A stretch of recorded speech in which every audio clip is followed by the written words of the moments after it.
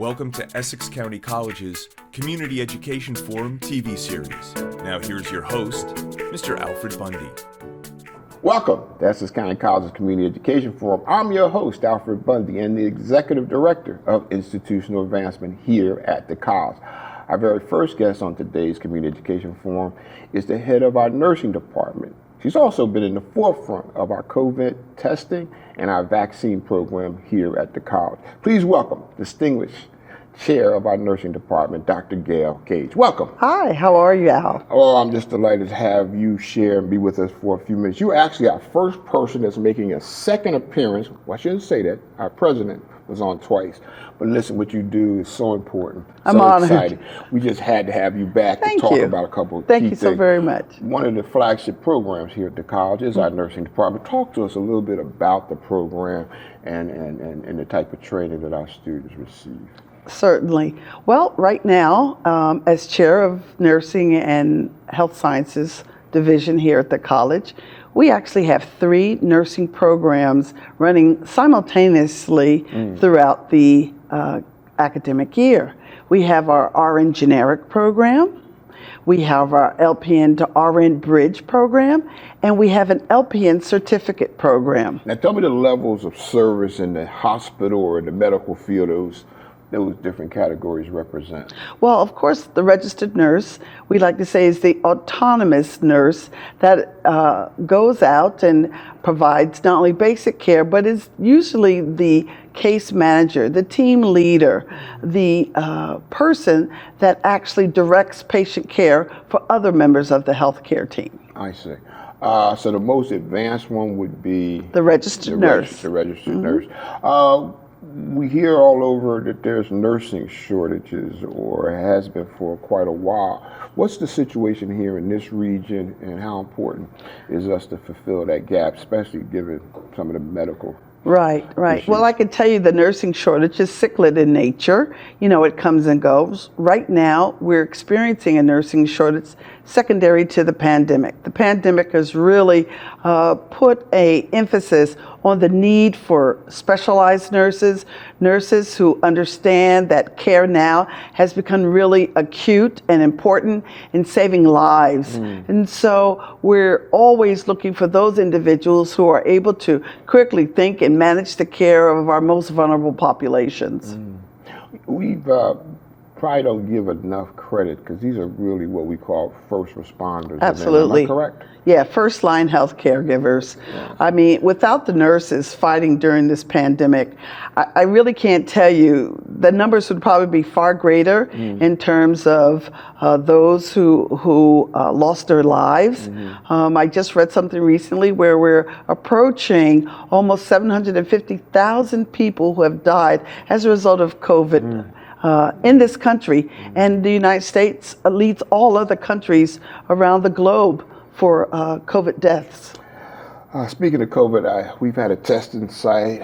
We've Yes. also been able to be a vaccination center here in our gymnasium. And we actually have some of our employees or staff or students involved. Talk to us about how they got involved and some of the responsibilities they have in our gymnasium and vaccination center. Yes, absolutely. We were thrilled when the county executive and his team approached us, I want to say last fall this time, knowing that they wanted to gear up and be on the front line of giving out COVID vaccinations for Essex, because Essex County had been one of the hardest counties in the state when it came to the COVID infection. So we were honored that we were approached, and I just felt compelled to allow us to have the conversation that would bring our students this very important opportunity. Now, what did they actually do there? Oh my goodness. Well, our students, along with faculty, were able to go in, because there's a variety of stations or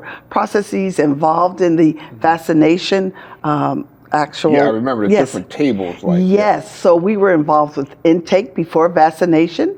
We were involved with the actual injection of the vaccines along with their faculty members. So some of them are vaccinators?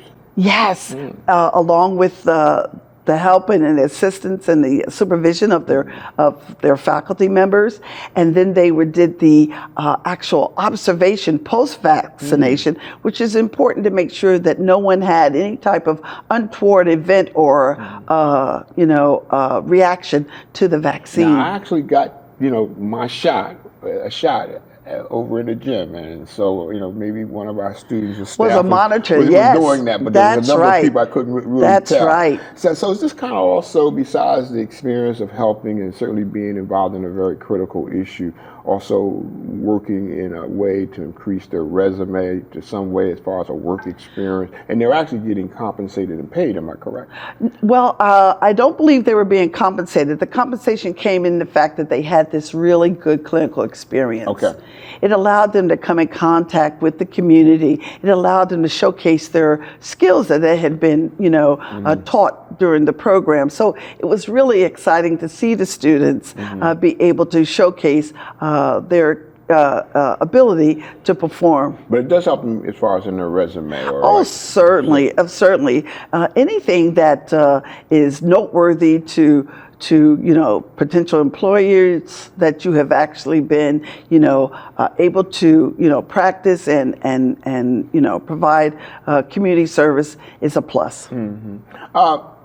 Just share with us from your medical background, your perception. There's still hesitation regarding the vaccine out there.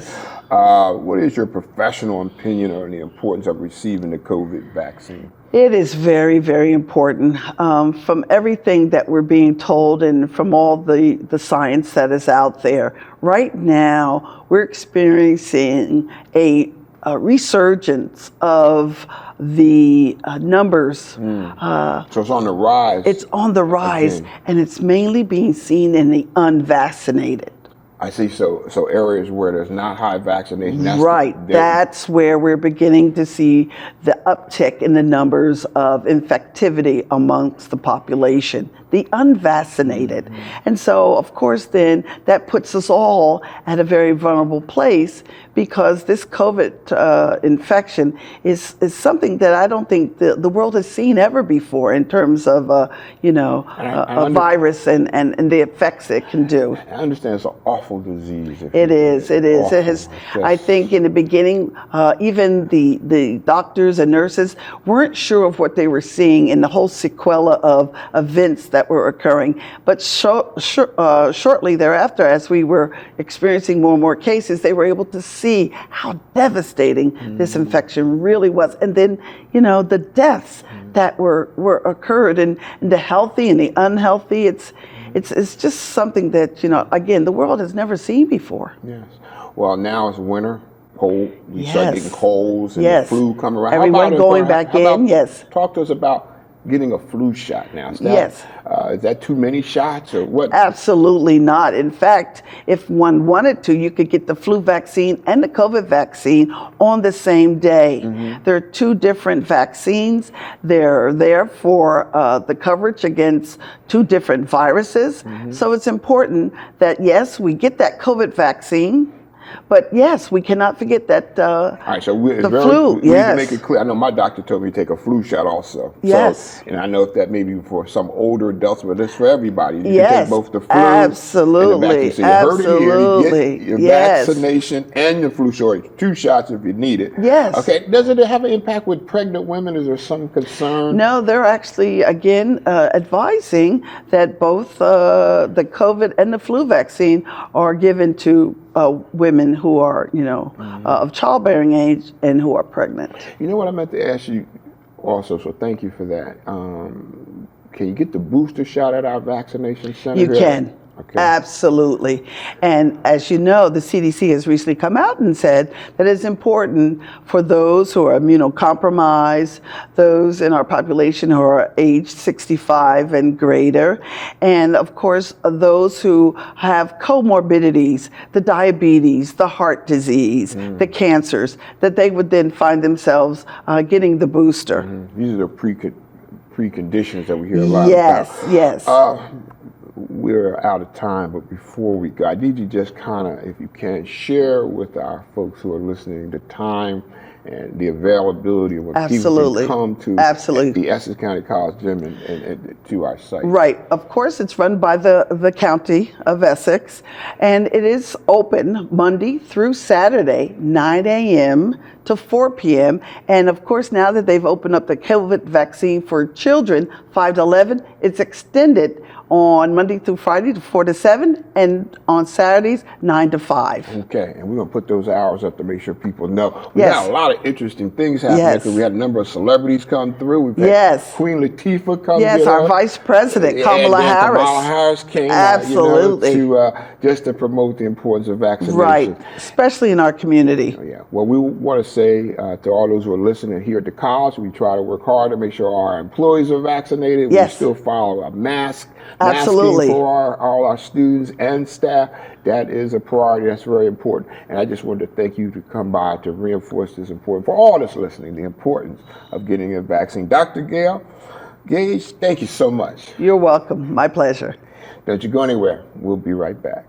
My name is Lance Simon. I'm originally from the island of St. Lucia. I moved to New Jersey back in 2017. The community college opportunity grant, it allowed me to be able to focus on my academics as well as my passion, which is photography. I'm going to be going to Rutgers, Newark in the fall. I'll be continuing my degree in accounting. Balancing the jobs that I had, it made it difficult to be able to maintain your grades. I can definitely say that I would not have been able to do it if I did not have the CCOG. It covered everything that these other grants wouldn't. My sister was actually the first one to go to Essex County College, and I guess she really kind of paved the way. My mom was actually just getting ready to start her career at Essex. I began my career that same year in the fall. My mom wasn't able to do it when she was younger. She moved her way up and became very successful, but she still wanted to be able to have that degree. So that was also, my motivation for wanting to be able to, get my degree and go to college. Welcome back to Essex County College's Community Education Forum. I'm your host, Alfred Bundy. Our next guest is an outstanding student here at Essex County College from Kearney, New Jersey. She also serves as the president of Phi Theta Kappa, our honor society here. It's really my pleasure to welcome Hi. our president of Phi Theta Kappa. That's okay, Monica Bonilla. Welcome. Yes. Thank you so much for having me here. As you said, my name is Monica Bonilla, and I serve as the president of the Alpha Theta chapter here at ECC. And yeah, thank you so much. When I first saw my script, it had Theta, and I've had other students from PTK, so it is two Thetas. Right. So this is the thing. The whole organization is called Phi Theta Kappa. Right. But there are so many chapters. So it's like they all need to have their own name, right? Okay. So the name that we have, or the name that we chose, is Alpha Theta. Oh, okay, so we chose that. All right. Right. Okay, but anyway, so I guess I thought when I saw it, I said, that must be wrong.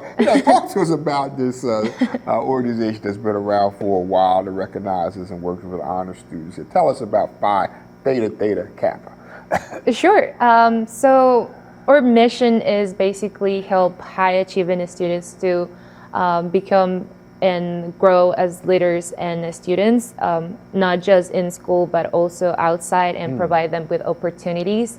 And I think that's what we've been doing lately, and not just lately, like since we are a chapter here at ECC, we provide them with all the information that is necessary for them to find scholarships, for them to serve their community. So that's basically what we've been doing. And we need good leaders serving our community. Right.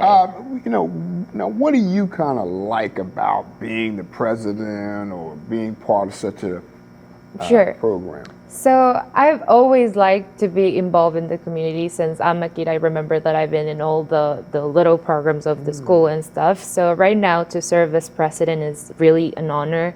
It's a lot of pressure too, because I have to be in charge of like, what are we gonna do next? What do we have to do next? But what I love is that I have the support for my advisors, from my members, from my officers. Is like we're all together working to accomplish things, to work on things, and to serve the community, which is the most important thing. And I want to plug those advisors. Who is the advisors of PTK? So we have two advisors. The first one is Professor Lynn Wilson, and the second one is Nedal Marashi. Those are our advisors. And they've been doing that for us for a while. We appreciate it.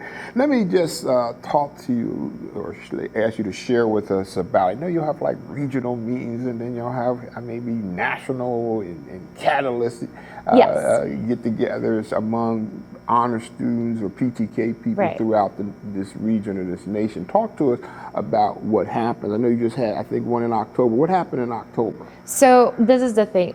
We have some regional meetings and some big international meetings, because we have to understand also that we are more than 1,000, almost, I think, 1,300 chapters. So that's a lot of people. Yes. So for the we are divided in divisions. We're part of Division 1 Middle State regions.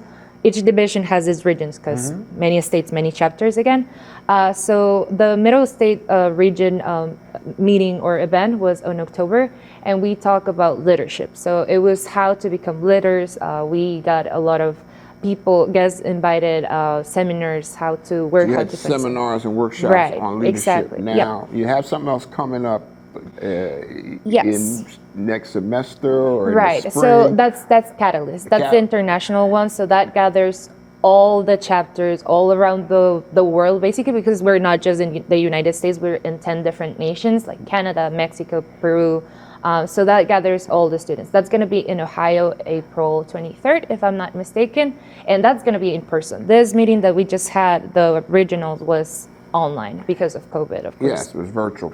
So talk to me about what projects that you have to be involved in as far as like this upcoming and the ones you've selected. Talk to me. Sure. So actually, now we were just talking about the meetings. Catalyst awards these projects that we're working on right now.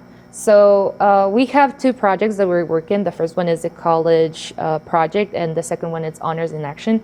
Our college project is a mural. We're painting a mural here at the school. I'm so excited about it, because that is how we're gonna leave that legacy here at the school, how we're gonna leave our mark, and that really have this feeling on me.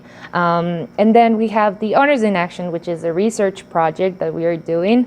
The topic for this project is expressions of truth, and this is because, especially with COVID, we have heard so much misinformation, and we want to explore this, and we want to tell people not to get just with that. The information they may get from social media, they need to do what? What do you want them to do? They need to investigate. They need to be curious. People need to get out and find their own truth. So that's what we want to do. Like that's what the project is about, because it has an action component. So once we finish our research, we have to do something for the community according to that topic. So all right, so assist them to get more clarity and find their own truth and investigate information that they see on social media. Correct. I've seen the mural. I don't know if it's done yet, but it seems it has a lot of diversity. Am I correct? Yes, it's not done yet. We're gonna start painting that on December. Actually, we've been working with Media and Productions here. So it's gonna be in the Dasher Center, actually, and it's basically gonna represent what ECC is. So ECC is diverse. ECC is a whole community that is always together. So that's what the mural represents. Oh, I like that, always together. Right. We don't have a lot of time, but I want to ask you, as a student, what have been some of the challenges you faced trying to go to class, go to school, deal with remote learning since the pandemic?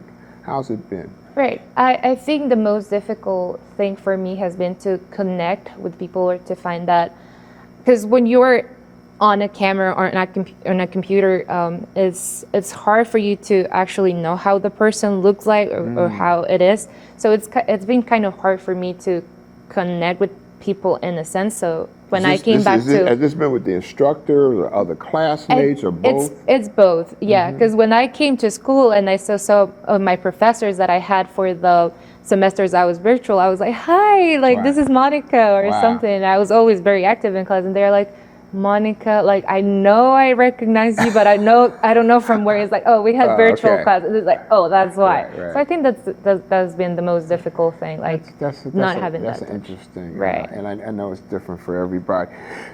Just tell me before we go, where do you see yourself in about 5 years? So I think I have an answer for this that not a lot of people accept, and the answer is that I don't really know. I'm just 21 years old. I think that I have a lot of things to do and to discover. I know that I want to get my master's degree. I know that I want to keep working for the community and stuff, but I don't have a very strict plan of what I want to do. And that's something that actually COVID taught me, because a lot of my plans changed because of COVID, and I got really frustrated and stressed. So right now I know what I want to do, but I don't have a strict plan of how am I going to do it. What is your major? My major is general science. General science, okay. Yes. Do you see yourself doing scientific research or just some area related to science, or maybe something totally different? No, actually I do. It's because I want to be a speech pathologist, so it's basically the research about biology and speech, and I see myself doing that, yeah. Lastly, I know that your home country is Ecuador, am I Yes, correct? yes, we correct. talked a little bit about when's the last time you've been home, and how are things back? It's been a while. I haven't been there in a while because of COVID again. That's one of the plans that COVID changed in my life. I really miss home. The situation there is really difficult right now. We don't have access to the vaccine as much as we have it here. So it's really difficult for us to go back to normal in Ecuador. Well, I want to thank you so much for all that you do, working with our PTK program, being an outstanding student, and I'm sure in 5 years all those things will become very clear, and you're going to do great things. Thank you so much. Thank you so much. Thank you. Before we go, I want you to take a look at the community college's alumni corner that we have, and it recognizes Miss Noveline Williams Mills from the class of 2002. Essex County College made a difference in her life, and she's now making a difference in the world. Check this out, and we'll be right back.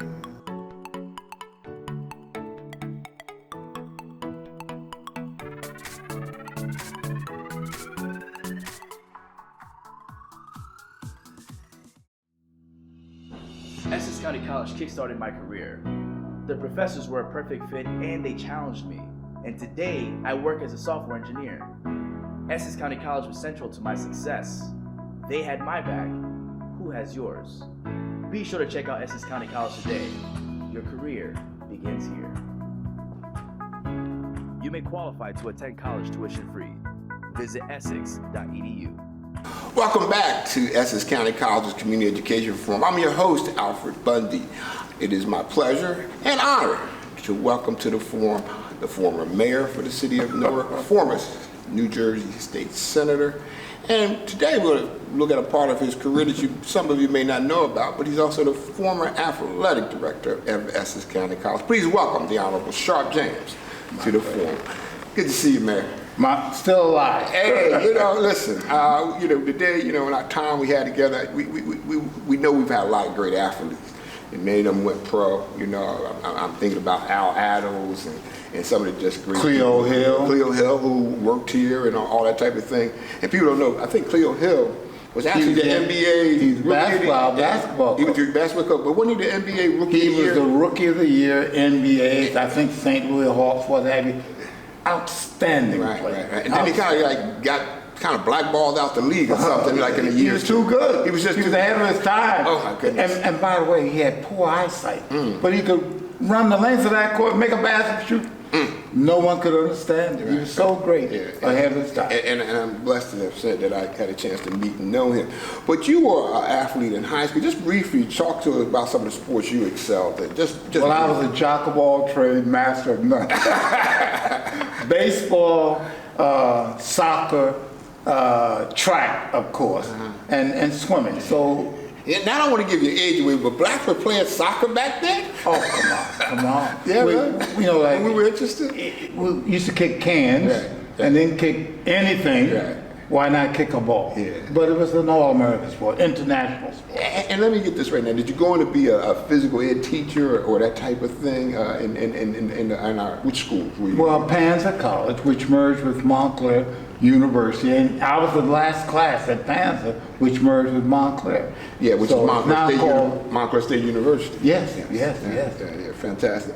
Listen, prior to becoming the mayor, there were many people who out there who have followed you may not know that you have the distinction of serving as Essex County College's first athletic director. Tell us what it was. And the first African American athletic director in a state college in New Jersey. Oh, well, that's Important. I didn't know when that. we went to certain places, like we were in a golf tournament, they said, we don't allow African Americans to enter. I said, well, I'm the athletic director. And they would think you were probably lost. They wanted to bar me, kick me out. What was it? You know, tell us a little bit more what it was like back in the 80s or 70s. Essex County College put Newark, Essex County College, Essex County on the map. We had the fastest track team in America under that legendary coach, Russ Rogers. We had the #1 basketball scorer in America, and Aaron Stewart. And I think he went to Virginia and broke Hot Rod Huntley's record. Imagine a college here without facilities. And my wife used to wash the athletic clothes in a washing machine. Wow. But we were best in basketball, best in track and field, and baseball. We had a Yankee player playing first base, hitting 469, 500. They never heard of anyone like that. Right.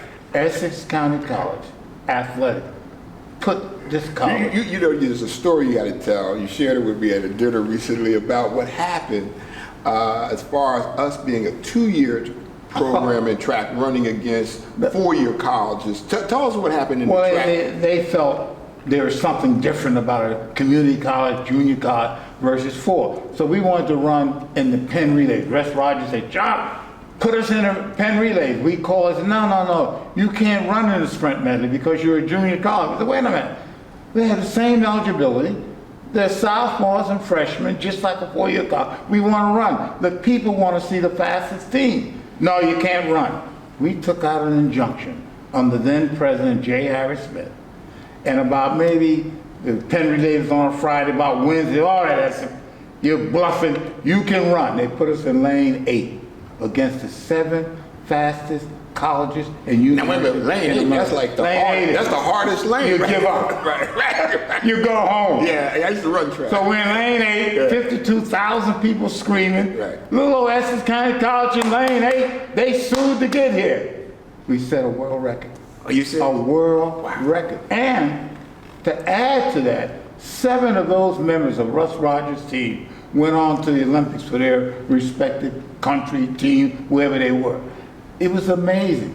Little ECC set the world record. And you know, we're still doing it in track. And Russ said it. And then, by the way, Russ Rogers then went on at Ohio State University. Yes, then he went on to be the Olympic coach. That's right, yeah. All started right here, 303 University Avenue, Essex County College. You know, we want to just share a little bit about another student athlete who had a long history, but also a unique person. He's still our president emeritus here. That's Zach Yamba. Talk to us just a little bit about your connection to Dr. Yamba and I were probably the original faculty here at Essex County College. You're talking about a person who the students loved, who they just, he was a people person. Academically superior, administratively superior, but more important, a people person. Walked the hall, a golf player himself, a soccer player himself. And the Seton Hall of Fame for soccer. Oh, yes, absolutely. Yeah, haven't worked there. You know, it's one thing to have a leader who separates himself from the mass of students, but Dr. Yamba was ECC. He wore it on his sleeve. We loved him, we respected him, and he put this college on the map. Yeah, it was interesting because they were arguing about 2-year colleges are not transferable. The credits you earn here cannot go to a 4-year college. In Dr. Yama's tenure, you had Rutgers University, NJIT, fighting to get our students because they needed full-time students to stay fiscally afloat. Bloomfield College just announced that they're suffering financially. Dr. Yamba proved that the students here, the courses they take, could be transferable anywhere. And it's interesting because we are still the #1 feeder of students to NJIT and Rutgers. They created liaison program. You know, People were broad market trying to get students. Yeah. People were giving hamburgers to come to our college because it became a fight of survival that had full-time students, FTE. FTE, full-time students, and its equivalents. Listen, there's another person whose name is on a building here. Name happens to be on a building at Kane University too, but right here at Essex County College, we have the Mary Birch Auditorium, named after a woman who founded the Leaguers and considered one of the founders of Essex County College. Share with us just a little bit about who this woman was and Mrs. Birch. You know, right now we have this quagmire about a racial divide. She stood for diversity.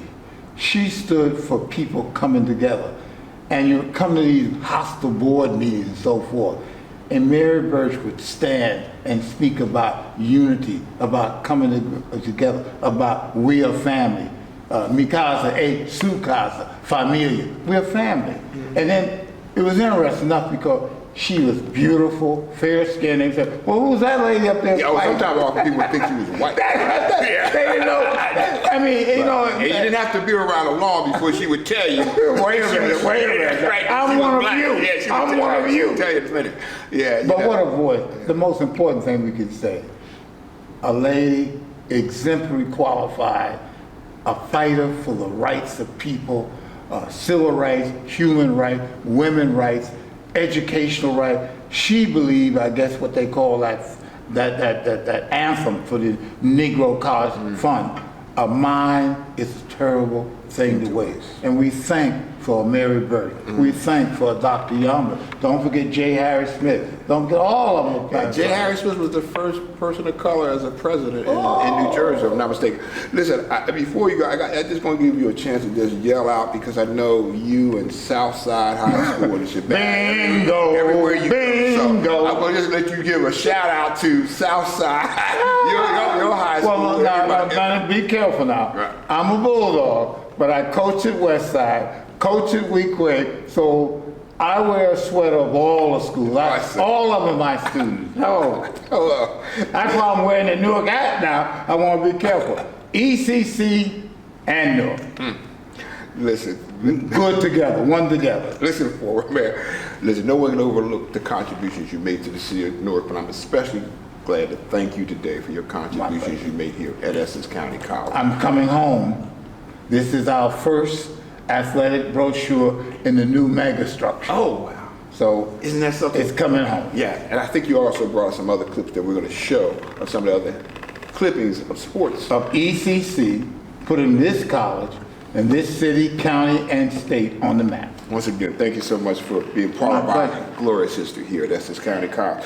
Listen, I want to thank all of you for joining us, but if you'd like to catch this show or any of our shows, you can check us out on YouTube or Facebook. And also, I want to thank you for watching. I'll see you next time. You've been watching Essex County College's Community Education Forum. For more information on Essex County College, visit essex.edu. To catch any of our Community Education Forum shows, check out Facebook or YouTube. We'll see you next time.